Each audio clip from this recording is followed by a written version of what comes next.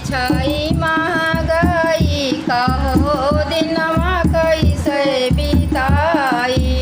देशवा में छाई महंगाई कहो दिनमा कैसे बिताई। देशवा में छाई महंगाई कहो दिनमा कैसे बिताई। देशवा में छाई महंगाई कहो दिनमा कैसे बिताई। सूती मिलत नहीं खद्दर मिलत नहीं। सूती मिलत नहीं खद्दर मिलत नहीं। सूती मिलत नहीं खद्दर मिलत नहीं। सूती मिलत नहीं खद्दर मिलत नहीं। मखमल पे छाई महंगाई कहो दिनमा कैसे बिताई। मखमल पे छाई महंगाई कहो दिनमा कैसे बिताई। मखमल पे छाई महंगाई कहो दिनमा कैसे बिताई।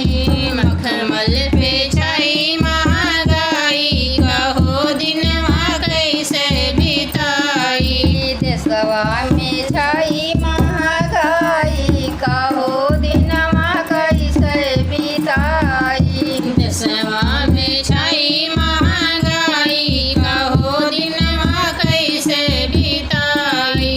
गेहूँ मिलत नहीं चावल मिलत नहीं। गेहूँ मिलत नहीं चावल मिलत नहीं। गेहूँ मिलत नहीं चावल मिलत नहीं। गेहूँ मिलत नहीं चावल मिलत नहीं। मक्का पे छाई महंगाई कहो दिनमा कैसे बिताई। मक्का पे छाई महंगाई कहो दिनमा कैसे बिताई। मक्का पे छाई महंगाई कहो दिनमा कैसे बिताई। मक्का पे छाई महंगाई कहो दिनमा कैसे बिताई।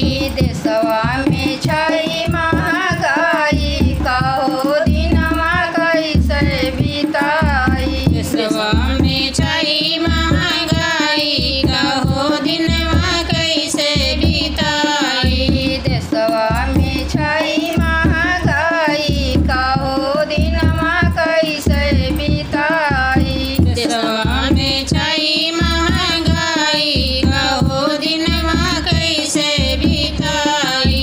बन के नवाब सब कुर्सी पे बैठे। बन के नवाब सब कुर्सी पे बैठे। बन के नवाब सब कुर्सी पे बैठे।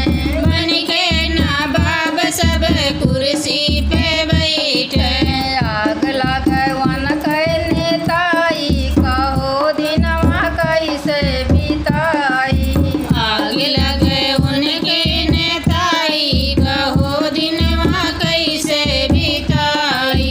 आग लगवन के नेताई कहो दिनमा कैसे बिताई। आग लगे उनके नेताई कहो दिनमा कैसे बिताई। देशवा में छाई महंगाई कहो दिनमा कैसे बिताई। देशवा में छाई महंगाई कहो दिनमा कैसे बिताई। देशवा में छाई